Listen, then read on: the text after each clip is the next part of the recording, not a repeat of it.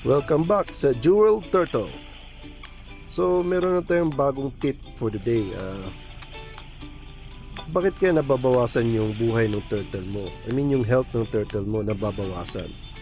Dito po yan makikita natin sa disaster is coming. Escape quickly. So, nangyayari po to once a day. Tapos merong timer yan bago yan siya mangyayari. So, if you see that, dapat i-check mo, i-press mo tong blue button na to para you could transfer your turtle anywhere in the map.